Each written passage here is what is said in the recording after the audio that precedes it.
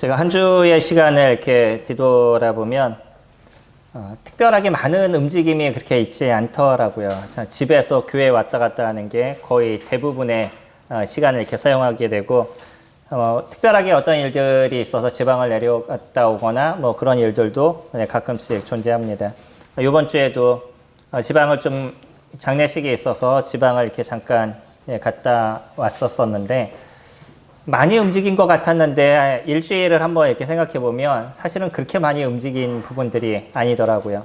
그러니까 제가 만난 사람들이나 봤던 것이 어느 정도 됐을까라고 따져보니까 생각한 것보다 너무나 적은 것을 보고 일주일에 이렇게 살았던 것을 느끼게 됩니다.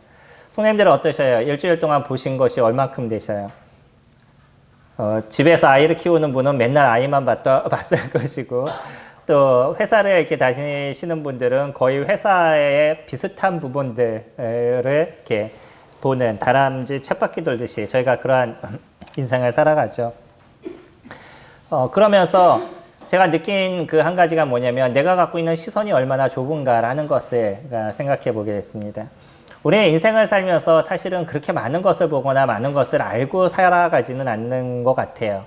그럼에도 불구하고 많은 사람들이 나는 참 많은 것을 알고 있는 것처럼 생각을 갖고 있는 거죠.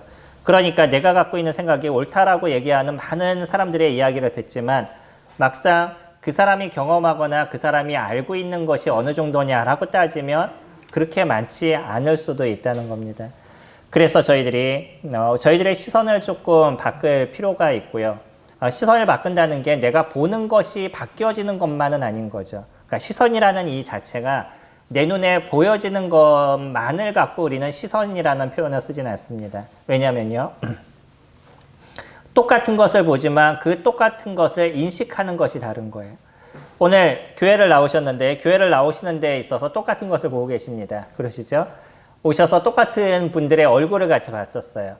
근데 인식하시는 것은 또 다 다르시다는 거예요. 내가 어떤 인식을 갖고 있느냐, 난 오늘 이 교회에 왜 왔느냐라는 생각에서부터 시작해서 집에 돌아갈 때 무엇을 보았느냐까지 나중에 다 각자 이야기를 한번 들어보면 다 다른 이야기를 아마 하실 겁니다. 그 이유 중에 하나가 무엇이냐면 내가 아는 만큼 또 내가 생각하는 것만큼 보이는 것이 다르기 때문인 거예요. 주일 학생들에게 있어서 교회를 가자 그러면 교회는 어떤 면에서 놀이터 뭐 이 정도의 생각을 또 가질 부분들이 있겠죠. 근데 성도님들이 생각하는 교회는 어떠셔요? 오늘 무엇 때문에 나오셨어요? 이게 시선에 대한 부분입니다. 똑같은 것을 보지만 그 인식하는 것이 다르다는 거죠. 많은 사람들이 교회를 가지만 교회를 가는 목적 중에 하나가 뭐냐면 은혜를 얻기 위해서예요. 성도님들 어떠셔요?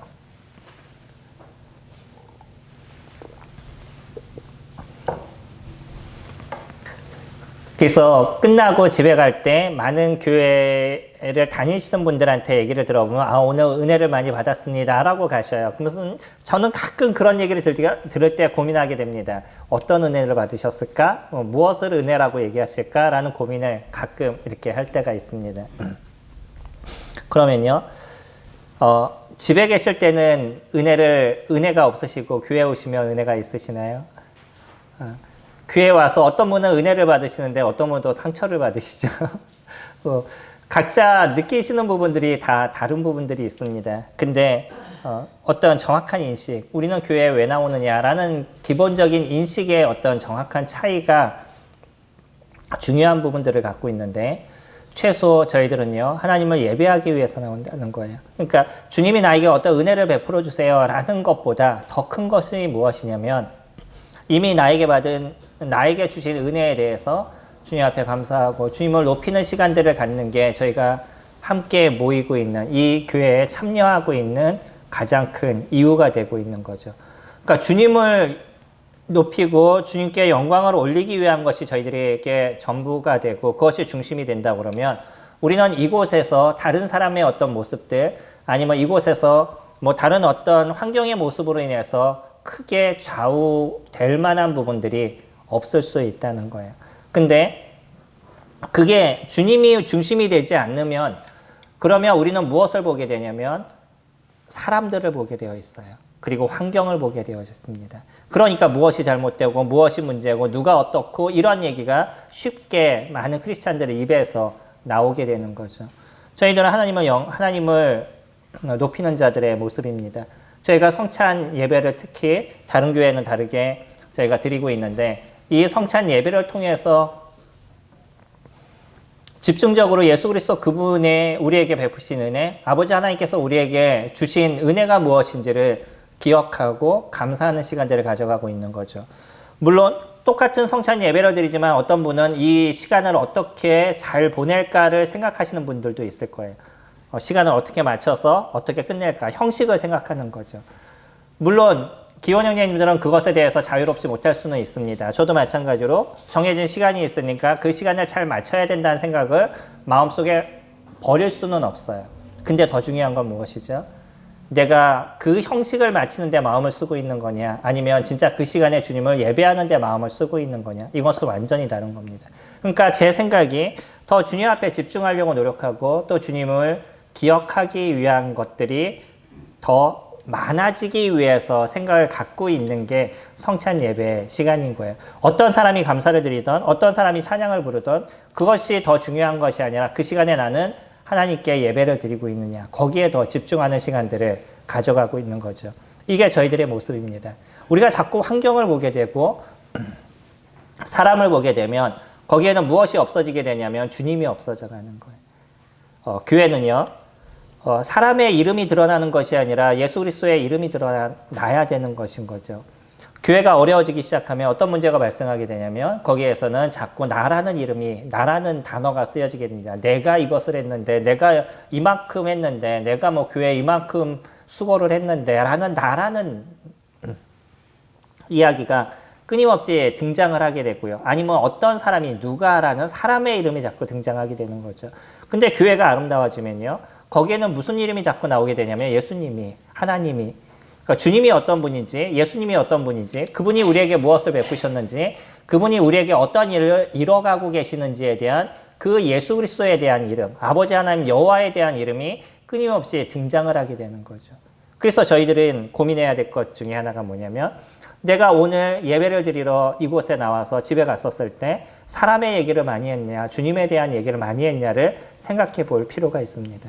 그러니까 집에 돌아갔었을 때 주님에 대한 얘기가 우리가 풍성하게 이루어진 부분이라고 그러면 우리는 오늘 하루 예수 그리스도 그분을 진정으로 예배할 수 있었고 아버지 하나님 그분을 진정으로 높일 수 있는 시간들을 가지게 됐을 겁니다.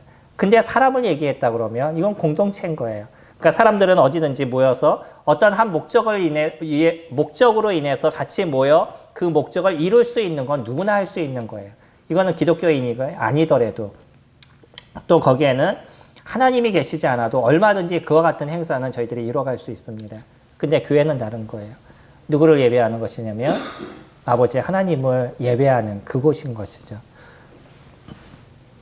오늘 저희는 그 말씀을 통해서도 하나님께서 하나님을 예배하는 시간을 갖습니다. 이 예배라는 의미가 뭐냐면 하나님께서 우리 가운데 무엇을 얘기하셨는지를 듣고 그 속에서 우리는 무엇을 할 것인가를 고민하는 시간들을 갖는 거죠. 또 아버지 하나님께서 어떤 일을 이루셨는지를 저희들이 기억하고 그분께 감사하는 시간들을 우리 각자의 마음속에서 이뤄가게 되는 거죠. 오늘의 본문은요, 요한복음 4장 43절부터 54절까지 같이 살펴볼 것입니다. 한 절씩 같이 교독하겠습니다. 43절 말씀 보시면 요한복음 4장, 이틀이 지나매 예수께서 거기서 떠나 갈릴리로 가시며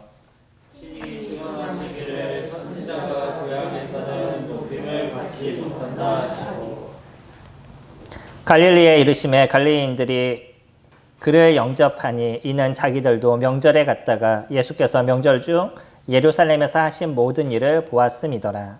예수께서 다시 갈릴리에 가까이 오시니 전에 물로 포도주를 만드신 것이라. 왕의 신하가 있어 그의 아들이 가버나움에서 들었더니 그가 예수께서 유대로부터 갈릴리로 오셨다는 것을 듣고 가서 청하되 내려오셔서 내 아들의 병을 고쳐주소서 하니 그가 거의 죽게 되었습니다.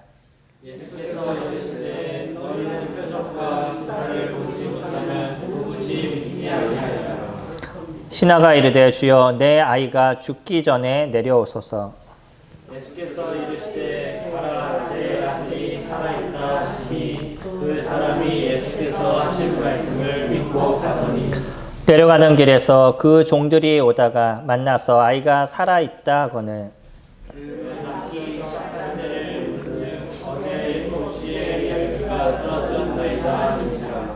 그의 아버지가 예수께서 내 아들이 살아있다 말씀하신 그때인 줄 알고 자기와 그 온 집안이 다 믿으니라. 이것은 예수께서 유대에서 갈릴리로 오신 후에 행하신 두 번째 표적입니다. 예, 저희들은 오늘 예수님께서 하셨던 두 번째 표적을 봅니다. 어디에서 하신 거요? 갈릴리에서 하신 것.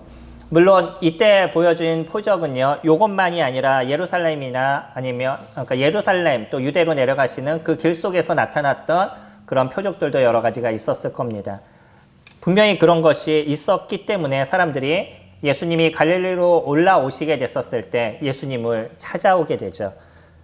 저희가 이걸 읽었던 것처럼 43절에 보면 그때 갈릴리인들이 예수님께서 올라오신 것을 보고선 영접하러 나온 것을 보게 돼요. 그러니까 예루살렘에서 하셨던 특별한 기적에 대해서 이미 보았던 사람들이 있고요. 그리고 거기에 대한 소문을 들었던 사람들이 있었습니다. 그런 여러 가지 일이 있었지만 특히 갈릴리에서는 두 번의 그러한 표적이 있었어요. 첫 번째 표적이 무엇이었죠? 요한복음 2장에서 등장하는 물로 포도주를 만드는 새로운 생명을 만들어 가실 주님의 어떤 숨겨진 예표의 모습을 저희들에게 보여주셨죠. 죽어있는 인간들에게 이 생명이 없는 자들에게 자신의 죽으심을 통해서 저희들에게 영원한 생명을 부여하시기를 원하셨던 것이 예수 그리스도 그분의 마음이셨습니다. 그래서 아직은 주님께서 그 일을 이뤄가시는 중간의 모습을 저희들이 살펴보지만 결국 사람들은 살기 위해서 인생을 사는데 예수 그리스도 그분은요 죽기 위해서 이 땅에 오신 거죠.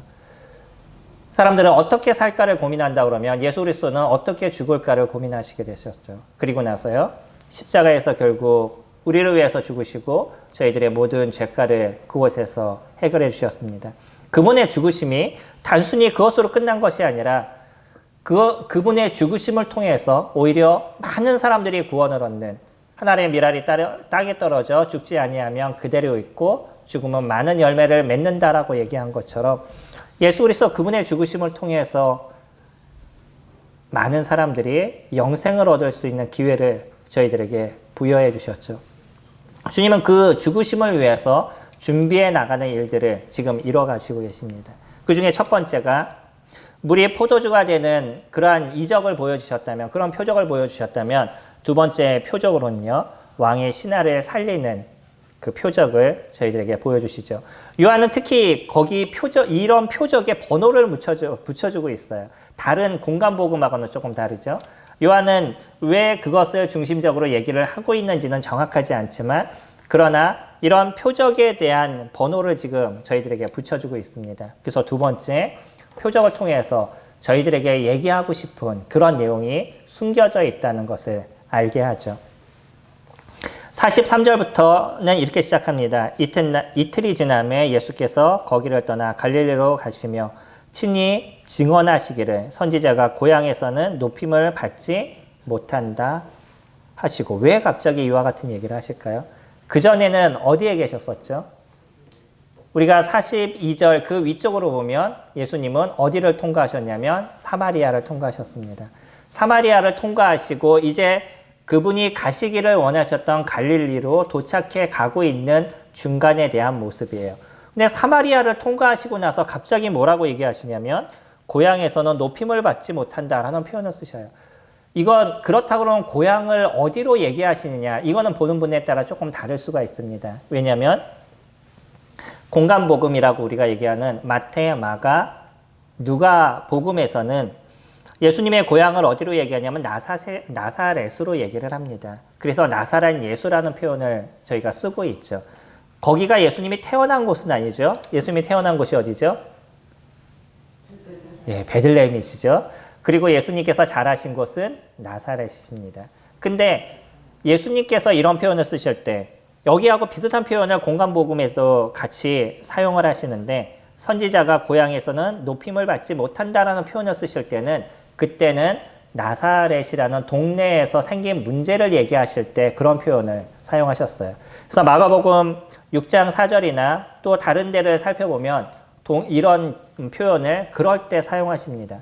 그러니까 고향이라고 얘기하면 어디를 얘기하는 거예요? 사실은 나사렛을 얘기하고 계시는 거죠. 근데요, 오늘 우리가 보고 있는 이 문맥 속에서는 예수님은 나사렛하고는 전혀 상관없는 지역을 다니고 계신 거예요.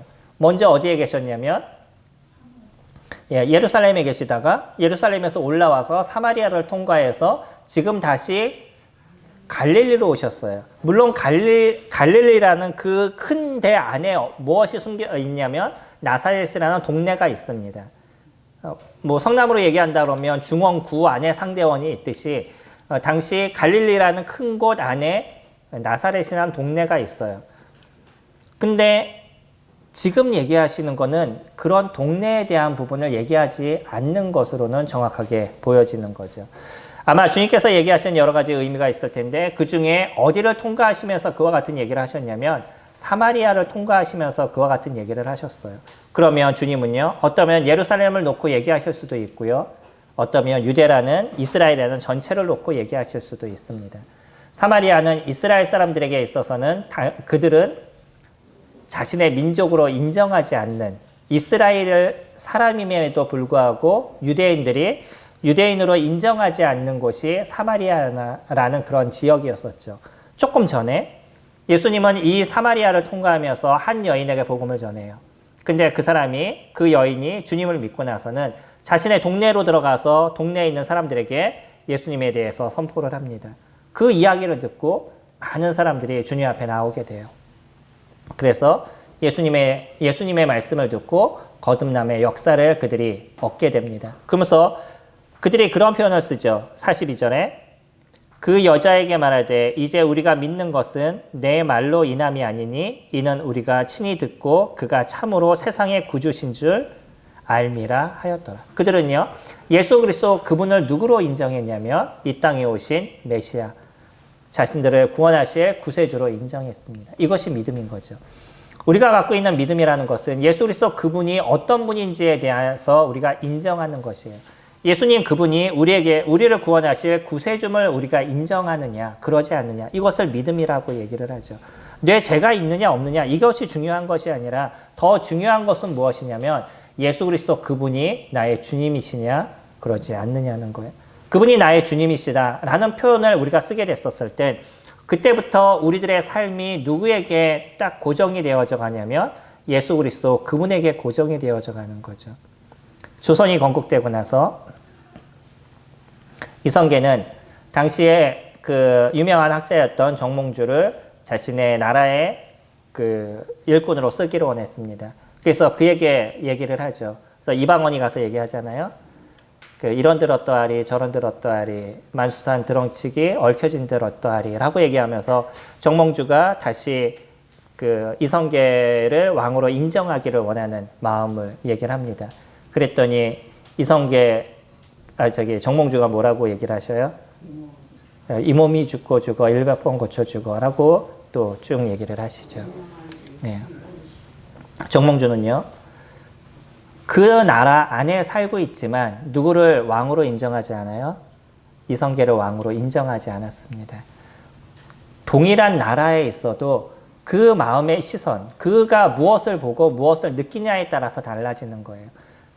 물론 그 나라의 땅의 왕은 이성계였습니다. 그러나 정몽주 그분의 마음에서는 그분을 왕으로 인정이 되지 않은 거였었죠.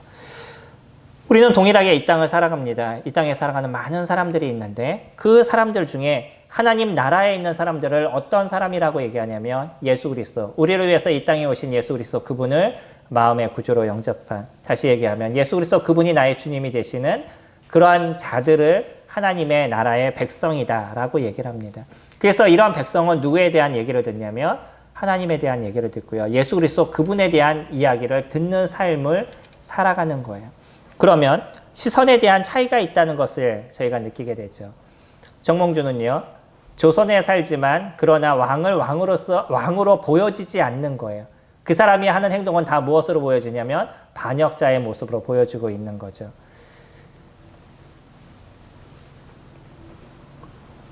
이게 시선의 차이인 겁니다. 똑같은 것을 봐요. 근데 느끼는 것이 다른 거죠. 지금 이스라엘 백성들을 향해서 주님은 이야기하십니다. 선지자가 고향에서는 높임을 받지 못한다라고 얘기하시면서 오히려 45절에 가면 무슨 얘기가 나오냐면 갈릴리인들이, 그러니까 유대인들이 누구를 영접하러 나와요? 예수님을 영접하러 나옵니다. 예수님을 영접하러 나오는데 그 이유가 뭐냐면 명절 때 예루살렘에서 하셨던 일을 그들이 보았기 때문이에요. 그래서 예수님께 나왔어요. 그러면 이들의 모습은요, 예수님을 영접한 사람들일까요? 예수님을 인정한 사람들일까요? 그러지 않는 사람들일까요? 우리는요, 여기서 볼 수 있는 하나가 있습니다. 왜 주님께서 44절에서 이와 같은 얘기를 하셨냐는 거예요. 이들은 예수님을 영접하러 나왔지만, 예수님을 맞으러 나왔지만, 사실은 그들은 무엇을 위해서 예수님을 생각했냐면, 그가 했던 표적과 이적에 관심을 두고 있었다는 거예요. 예수라는 분이 그런 사람이 있는데 그 사람이 예루살렘에서 이와 같은 특별한 이적을 보이시고 이러한 특별한 기적을 보였는데 나도 그런 기적이 무엇인지 그 이적이 무엇인지를 보고 싶었던 거죠. 그리고 그 사람이 그와 같은 일들을 이루어서 어떠면 지금의 이 로마의 압제를 받고 있는 우리의 모습에서 우리를 좀 벗어나게 해주지 않을까라는 기대감도 그들에게 있었습니다. 우린 이후에 보면 오병이어 기적을 볼 수 있어요. 그 오병이어 기적 속에서도 우리가 볼 수 있는 하나가 뭐냐면 사람은요, 예수님이 그와 같은 일들을 이루시면서 그분이 그분이 어떤 분인지에 대해서 집중을 해야 되는데 사람들은 무엇에 집중을 했죠? 떡이 변하고 물고기가 변했던 그 양이 많아졌던 거기에만 관심이 있어요. 그래서 이 사람과 같이 있으면 내가 배부를 거다라는 것만 생각을 갖고 있는 거죠. 똑같은 것을 봅니다. 예수님이 하셨던 이적을 보고 예수님이 하셨던 기적을 봤었어요. 근데 그것을 보면서 어떤 사람은요, 그것을 통해서 내가 무슨 유익을 얻을까에 관심을 갖고 있는 거예요. 이것을 통해서 나는 어떤 도움을 얻을까에 관심을 갖고 있는 거죠. 이런 유대인들을 향해서 주님께서는 그와 같은 표현을 쓰신 겁니다. 고향에서는 높임을 받지 못한다. 주님이 딴 사람에게 특별한 높임을 받고 싶어서 이와 같은 얘기를 하셨을까요? 그래도 내가 너희들보다 좀 다른데 너희들이 날 좀 알아줘야 돼. 이 얘기를 하기 위해서 이런 단어를 쓰셨을까요? 여기서 얘기하신 의미는 그것과 다른 거라는 거예요. 뭐냐면 42절에서 사마리아인들이 얘기하는 것처럼 그 예수 그리스도 그분을 구주로 인정하고 있느냐. 이 땅에 오신 메시아임을 그들이 인정하고 있느냐. 그것에 대한 얘기를 하고 있는 거죠. 유대인들은 예수님을 메시아로 인정하지 않았습니다. 그분이 하셨던 특별한 기적과 이적을 보면서 이런 분이 이 땅에 오실 메시아밖에 없다라는 건 구약에서 끊임없이 이야기를 해줬음에도 불구하고 그들은요, 예수님을 인정하지 않았어요. 무엇만을 생각했어요? 어떤 유익을 얻을까? 이 사람과 같이 있어서 우리는 어떤 도움을 얻을까? 거기에만 관심을 갖고 있는 거죠. 지금의 많은 기독교인들, 어쩌면 우리들 자신의 어떤 내면에서도 우리가 고민해야 될 것은 우리가 예수 그리스도 그분을 보면서 우리는 어떤 시선으로 그를 보고 있느냐는 거죠. 그를 통해서 나는 무슨 유익을 얻을까? 그를 통해서 나는 무슨 도움을 받을까? 나는 어떤 이익이 있을까? 그를 통해서 나는 얼마만큼 높아질 수 있을까? 하는 것에 우리가 관심이 있다 그러면 우리는 예수 그리스도를 바르게 보고 있지 않다는 겁니다. 많은 사람들이 주님을 잘못 보고 있는 것처럼 우리들의 시선에 잘못된 모습이 거기에 있다는 것이죠. 주님은요, 물론 우리를 도우시고 우리를 이끄시는 그분이십니다. 우리의 반석이 되시고 우리의 보호자가 되시는 분이에요. 근데 그분이 나를 도우신다라고 얘기하셨을 땐 그 중심에 무엇이 있는 거냐면 그분이 나의 하나님이심에 대한 기본적 고백이 그 속에 놓여져 있는 거죠. 예수 그리스도 그분을 얘기할 때 요한은 무엇을 얘기하고 싶었겠어요? 끊임없이 얘기하고 있는 내용이 있죠. 그분이 누구시라고요? 이 땅에 오신 하나님의 아들이시다라는 걸 끊임없이 얘기하고 있죠. 이게 1장에서 우리가 살펴봤던 내용이잖아요. 저희 요한복음 1장으로 넘어가서 1장 11절에 보시면 어떠면 유대인들을 향해서 얘기하고 있는 가장 중심적인 단어가 구절이 이 구절이 될 겁니다. 1장 11절에 자기 땅에 오매 자기 백성이 영접하지 아니하였으나 자기 땅에 왔어요. 자기 백성에게 왔습니다. 구약에서 하나님은 이스라엘 백성을 자기의 백성으로 만드셨죠. 출애굽기 19장에 이스라엘 백성들과 언약을 맺죠. 너희들이 내 말을 들으면 내가 너희들을 제사장 나라로 삼고 나의 가장 귀한 보배로 만들 것이다 라고 주님께서 얘기하셨어요. 그때 이스라엘 백성들이 그렇게 하겠다라고 얘기하셨죠. 이스라엘 백성들은 그러한 자신들의 약속을 지키지 않았지만 하나님은 끊임없이 그 약속을 지키시고 계셔요. 그래서 예수님이 이 땅에 오실 때도 누구에게 왔다고요? 자기 백성에게 왔다라고 얘기하셔요. 그때 언약을 맺은 분은 누구예요? 하나님이십니다. 근데 예수님을 뭐라고 얘기해요? 자기 백성이라고 예수님이 표현하시죠. 그러면 그때 언약은 누구도 같이 맺으신 거예요? 예수 그리스도도 함께 계셨던 거죠. 우리가 생각하고 있는, 우리는 삼위일체라는 단어를 성경에서 정확하게 문자적으로 보지 않습니다. 그러나 흐름상 우리는 무엇을 정확하게 알 수 있냐면 아버지 하나님, 아들 예수 그리스도, 성령 하나님 세 분이 한 분이시라는 삼위일체라는 그 단어를 저희들은 인정하고 받아들이고 있는 거죠. 구약에서 하나님과 맺었던 그 약속을 예수 그리스도 그분은 본인이 맺은 것으로 얘기하셔요. 자기 땅에 오셨다라고 얘기합니다. 무엇을 입으시고요? 육신의 모양을 입으시고 육체를 입으시고 그래서 성육신 하셨다라고 얘기하시는 그분이 우리는 예수 그리스도 그분이시다라고 얘기를 하고 있죠. 그분이 자기 땅에 왔어요. 근데 그 백성들이 그를 영접지 않았다는 거예요. 단지 그들에게 도움이 되는 것, 유익이 되는 것, 그것은 쫓아다니고 따라다니고 때로는 밤새 기다리는 모습들을 가져가지만 막상 그분을 있는 그대로의 모습, 그분이 어떤 분인지에 대한 실체에 대한 것에 대해선 관심을 갖고 있지 않았다는 거예요. 이게 이 땅에 시선을 두고 있는 사람들의 모습입니다. 우리가 이 땅에 시선을 두고 있으면요, 우리는 예수 그리스도를 볼 수 없어요. 자꾸 누구를 보게 되냐면 사람을 보게 되고 환경을 보게 됩니다. 그리고 나의 모습만 봐요. 내가 조금 더 어떻게 편할까? 내가 어떻게 조금 더 유익을 얻을까? 내가 어떻게 조금 더 잘 먹고 잘 살까? 회사를 가시죠? 회사에 왜 가셔요? 돈 벌기 위해 가시죠? 돈 안 주면 안 가실 거 아니에요. 진짜 돈 벌기 위해 가서 갑니다. 근데 시선의 차이가 달라요. 크리스찬들은 그냥 단순히 돈만 벌어 갈까요? 거기는요, 내가 분명 일해서 먹고 살 걸 위해서 갑니다. 그러나 그곳이 내가 살아가는 크리스찬의 삶의 터가 되고 있는 거죠. 거기에서 우리는 예수 그리스도를 드러내는 삶을 살아가는 장소가 되고 있어요. 돈도 벌입니다. 그러나 그곳에서 우리는 주님을 보는 곳이 되고요. 주님을 보여주는 곳이 되는 거예요. 주님을 보는 것은 무엇이냐면 나를 통해서 이 크리스찬들의 주변에 있는 환경 속에 주님께서 어떠한 역사를 이루시는지를 저희는 바라보게 돼요. 그것을 느끼게 됩니다. 그리고요, 나의 삶을 통해서 주님이 어떻게 일을 하시는지에 대해서 세상 사람들이 보게 되는 일들을 이뤄가게 되는 거죠. 주변의 환경을 보시면서 주님의 역사를 보시나요? 성도님들의 삶의 일주일의 삶을 보시면서 주님이 어떠한 일을 내 주변에서 이뤄가셨는지를 보셨나요? 내가 주님께 고정되어 있으면 이루어지는 일 속에서 하나님께서 하신 일들을 저희들이 보게 되셨을 거예요. 근데 내가 주님께 고정이 되어 있지 않으면 그냥 나는 그냥 돈 벌기 위해서 일주일 동안 회사만 왔다 갔다 했던 것이 됐을 겁니다. 주님의 시선으로 보셔요.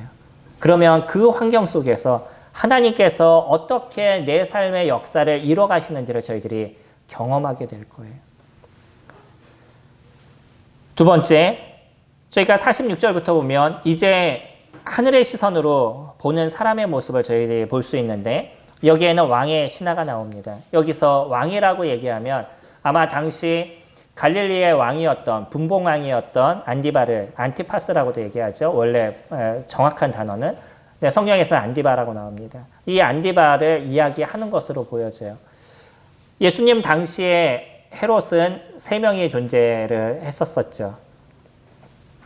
그때 갈릴리를 다스리는 안디바가 있었고 유대를 다스리는 사람이 있었고 그 다음에 서쪽을 다스리는 그런 헤롯이 있었습니다. 3명의 헤롯이 있어서 왜 분봉왕이라고 얘기하냐면 한 나라를 다 다스리는 왕이 아니라 한 지역을 다스리는 그런 왕이었었어요.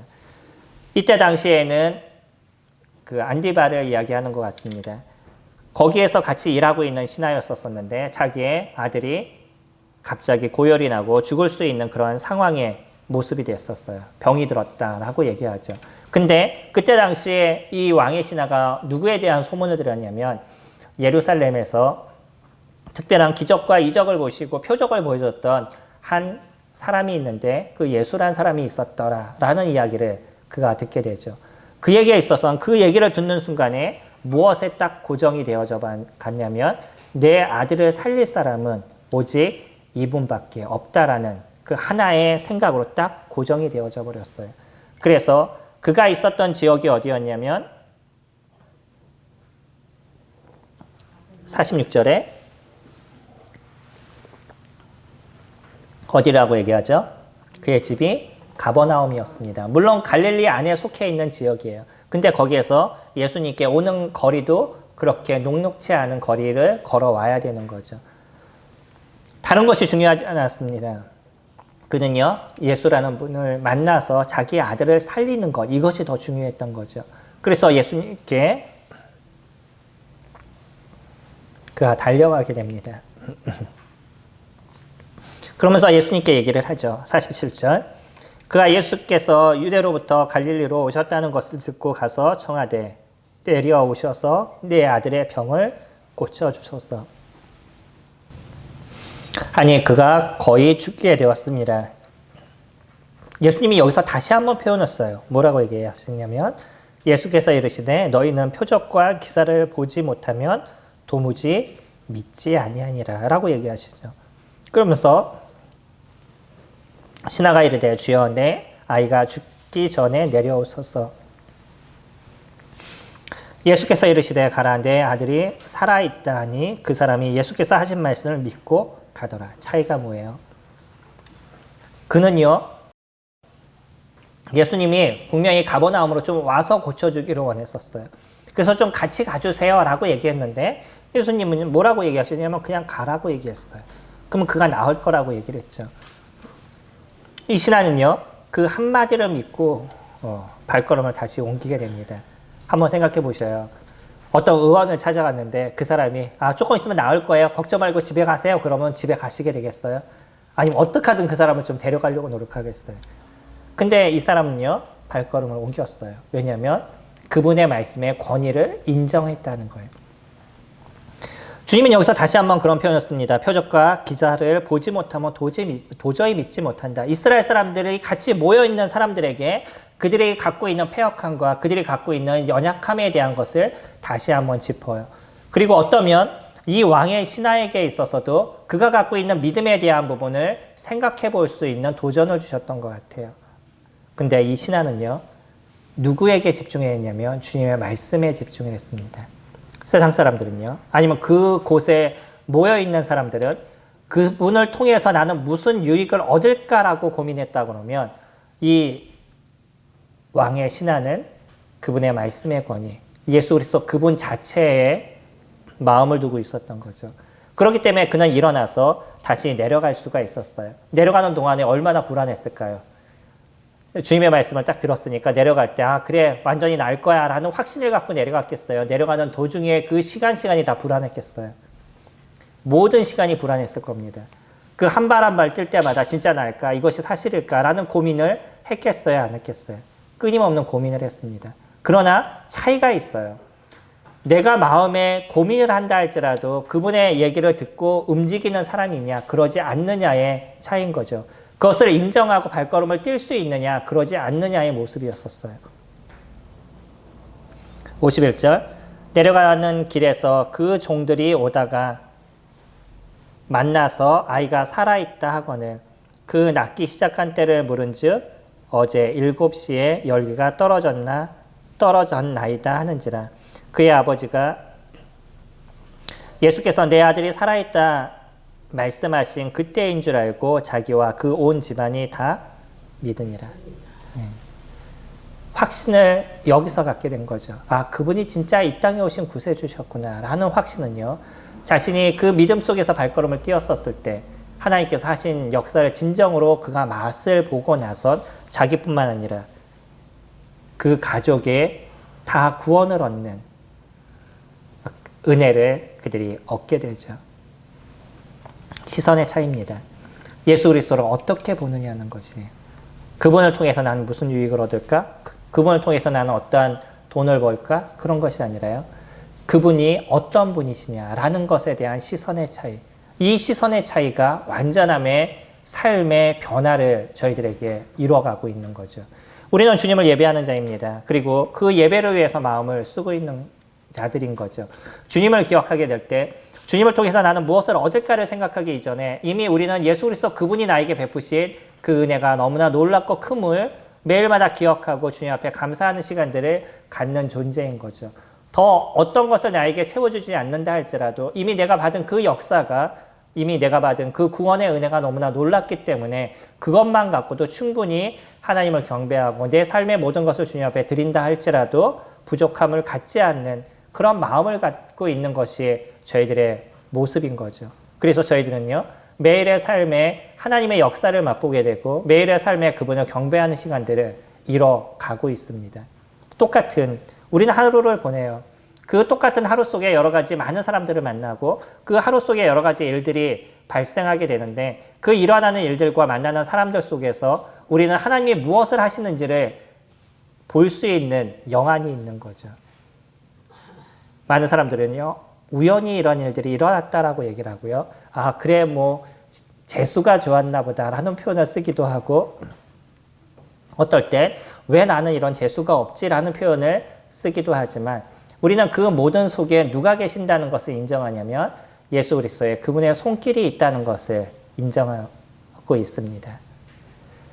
그래서 우리는 무엇을 누리냐면, 매일의 삶에서 하나님의 은혜를 누리는 거예요. 우리 자매님들이 같이 공부하고 있는 놀라운 하나님의 은혜라는 책을 쓰신 필립 얀시는 한 가지 이러한 예화를 듭니다. 뭐라고 얘기를 하냐면 물고기의 입장에서 본 그의 삶에 대한 걸 얘기를 해요. 금붕어의 입장에서 본 거죠. 금붕어의 입장에서는요. 일주일 정도 지나거나 한 달 정도 지나면 자꾸 이 주인이 물을 갈아줘요. 그러니까 물을 갈아놓고 밑에 있는 거 막 이렇게 청소를 하니까 자기를 이렇게 들어다가 딴 데로 이렇게 옮겨 놓는 거예요. 얼마나 힘들어요. 내가 열심히 잘 살고 거기다 내 환경에 그 조성을 이렇게 일어났는데 이 주인이라는 사람이 순간순간 나타나가지고서는 이 환경을 다 바꿔버리는 거예요. 그리고 나를 딴 데다 이렇게 옮겨놔. 얼마나 불안하고 힘들겠어요. 그러니까 물고기 입장에서는 그 자체가 힘든 거예요. 근데 주인의 입장에서는 뭔 거죠? 그렇게 자꾸 청소를 해줘야 얘가 죽지를 않는 거죠. 병에 걸리지 않고요.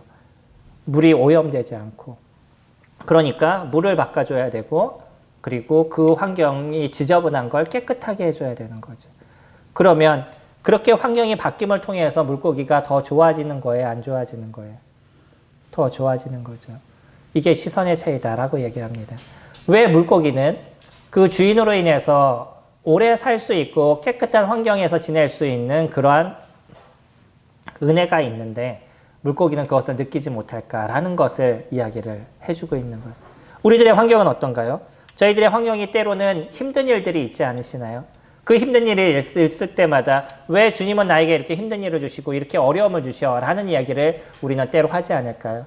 어쩌면 이것이 물고기가 하고 있는 이야기와 동일한 부분이 될 겁니다. 그 어려움이 오히려 그 이면을 보게 되면 실제적인 모습을 보면 나에게 베푸신 하나님의 은혜였었는데 나는 그 은혜를 모르고 불평을 하고 있는 모습들을 가질 수도 있다는 거죠. 우리는 조금 더 우리들의 시선을 넓힐 필요가 있습니다. 내가 생각하는 내 중심적인 그런 시선이 아니라 하나님 중심에서 볼 수 있는 그런 시선.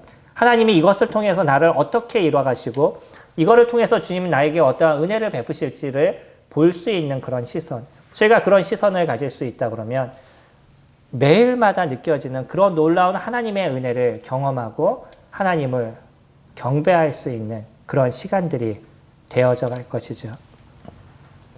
저희들은 교회를 같이 섬기고 있습니다. 근데 이 교회를 우리는 어떻게 이뤄가기를 원하는지, 그냥 사람이 많아지기를, 아니면 이곳에 그냥 내가 조금 더 편하게 지낼 수 있는 그런 환경이 되기를, 우리가 이런 생각으로 교회를 섬긴다 그러면 우리는 끊임없는 불평과 불만 속에서 헤어나오지를 못할 거예요. 그러나 저희들은 이곳에서 하나님이 어떻게 영광을 받으시고 이곳에서 어떻게 하나님의 이름이 드러나게 할지를 고민하면서 주님 앞에 나오고 있습니다. 그래서 오늘은 어떻게 주님의 이름이 크게 일어날지, 오늘은 또 다른 성도를 통해서 나타났던 하나님의 역사가 무엇인지를 나는 어떻게 경험할지 그래서 나는 내 마음속에 일어나는 주님을 어떻게 높일지에 대해서 우리가 고민하면서 이 교회를 만드시기를 원한다 그러면 이 교회 안에서 진정한 하나님의 역사가 일어나는 모습들을 저희들이 보게 될 거예요. 그리고 이곳에 누군가 함께 오게 됐었을 때 그들이 자신도 정확하게 모르지만 그러나 분명히 이곳은 뭔가 다르다는 것.